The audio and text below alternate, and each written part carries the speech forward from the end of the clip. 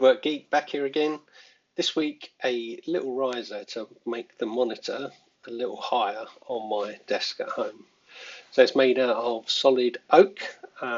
It's book matched. You can see the grain pattern halved in that picture there, so it's almost like 45-degree symmetry within the study. And so I make the kind of monitor riser in exactly the same way. The piece of wood that I used for this was actually the same wood that I used to make the cabinet drawers, and those bits of wood had some fairly large knots and imperfections. So the first thing that I do is I mix up some Glass Cast 3 epoxy, and I use the purple kind of mica powder shimmer, I think the make of it is, in this, just to give the kind of knots a bit of visual impact. So here you can see me just doing this, and on the back of that wood I've put packing tape just to stop it from coming through. They're quite big voids, and as you can see I have to do top and bottom, so this is the first kind of attempt at it, and I get it all through there.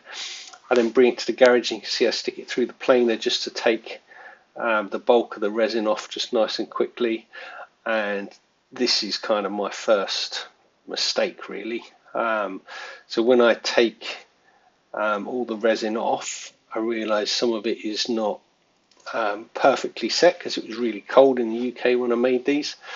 And I took these pieces of wood into the house so that the resin would heat up and set properly.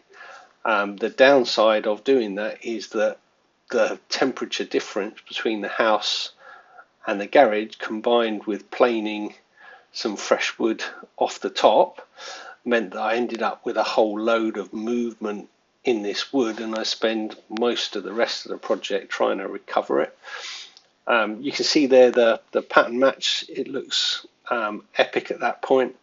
But what happens is that the way that the wood is means that I have to change the live edge to match so that it's kind of not poking up in the air, so it matches perfectly. So here I just kind of use an angle grinder with a flappy disc and kind of falsify a live edge onto the wood, as you can see there, creating a nice old mess with sawdust across the workshop. And as you can see, I have to clamp it double tight to keep that wood in place, but I go for that symmetrical kind of look here.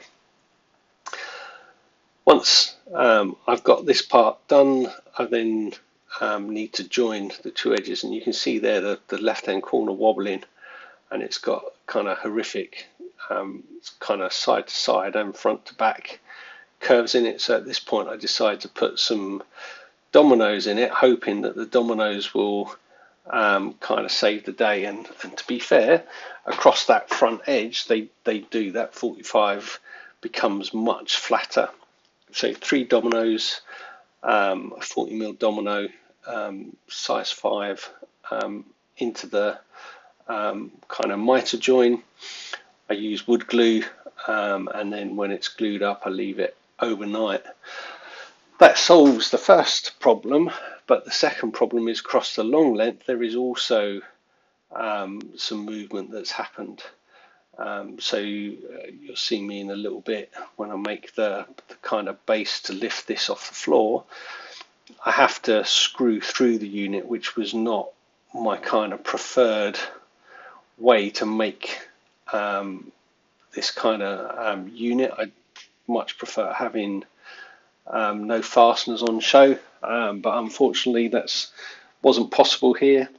So what I did is I used sort of plugs. So I countersunk a hole into the top, I screw through the top into the sides, and then I put an oak plug on top and try and cover it as best I can.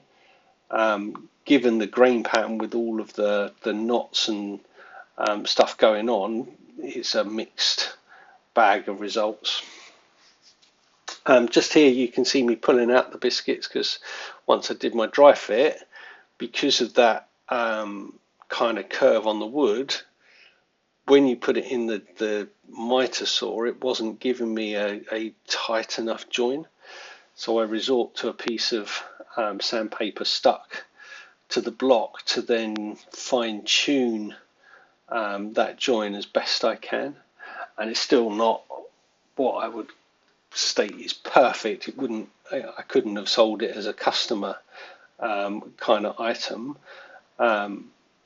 because that joint did have kind of a 0.5 millimeter crack through it. But I cover that crack with sawdust and wood glue, so it's more than within tolerance from my study. As you'll see in one of the pictures, you can't really see that joint when the monitor on the kind of laptop is open. It covers that from view. Here you can see the lift still in the corner. I mean, it's quite a severe lift. It was probably bowed about 5 mil from front to back. And yeah, wood's a natural product, so I guess lesson learned: if you're going to plane a piece of wood, don't take it into the house until it's fully fixed and ready to go. I think if I'd had my time again, I would have jointed that corner on the same day that I did the planing and mitre cuts. So to be, lesson learned. And here I put the biscuits back in for one more dry fit, and then we're off after this. I glue it up, I believe. Yeah, pull these out, get the old French's mustard wood glue, which is actually type 1-3. Oh no, I know what I was doing here. So what I did is, once I'd sanded that edge down, because the domino is quite a tight tolerance in terms of the depth, I kind of depthed the holes to make it work. So that's what I was doing just then. One last dry fit here, and then it is the glue up. As you can see, it's cold in the UK, so I've got my kind of DeWalt jacket on, and then I've got another body warmer on top of that jacket, and then a hat. The garage was bitterly cold when I was making this. It was just after Christmas 26.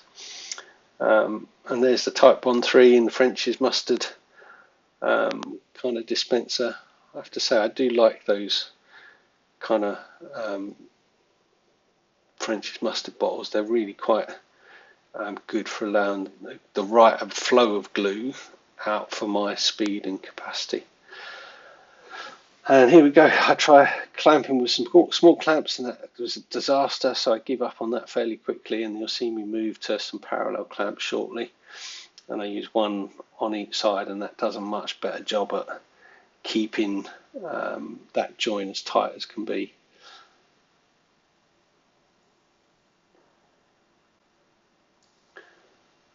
And you can see that joint's not terrible, but it's not quite as good as I would have liked, unfortunately. Making the best out of a bad job.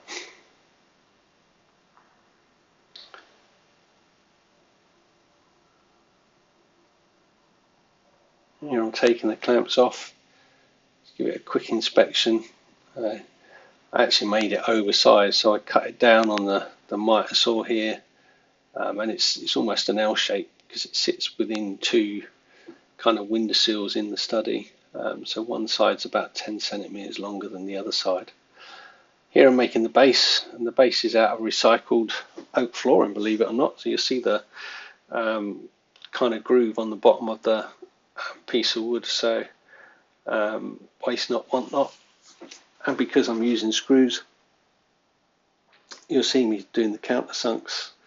And I think off camera, I'm just pulling the plugs off the pillar drill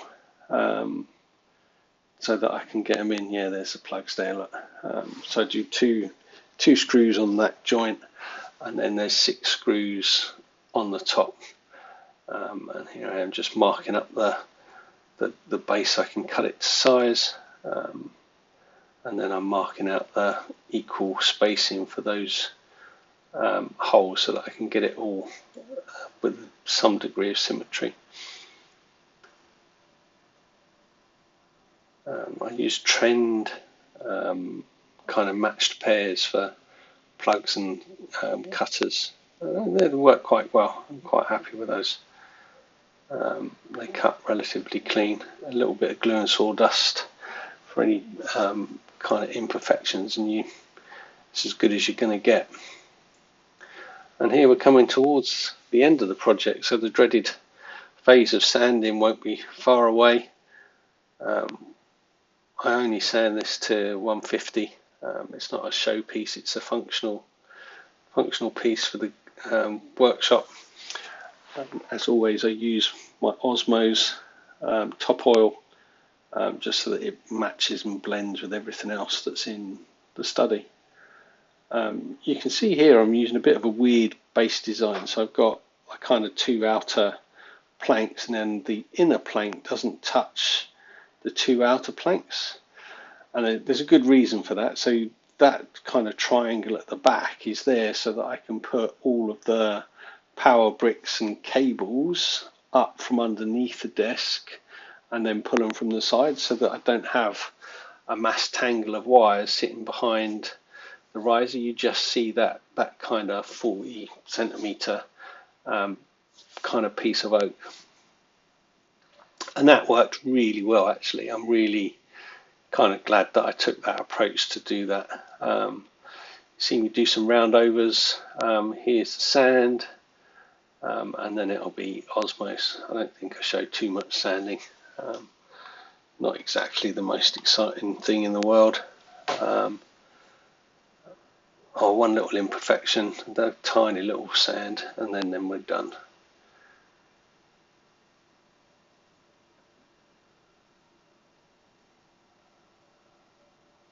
Oh, cup of tea. Can never do a job without a decent cup of tea. And there you can see the pattern kind of matching on that. If you drew the mitre through there, it's exact match. And I like that. I think that's really cool. It's not something most people would do, but it worked for me. Here's the final finish, bit of Osmos. Give it a finish and make it look loved. Hopefully if you've got to this point you've enjoyed the video. A little bit of a shorter format this time. Let me know if you prefer shorter or longer videos, and if there's something else you'd like me to do. And there it is in place. So yeah, no more from me. I wish you all a good day. Speak to you soon.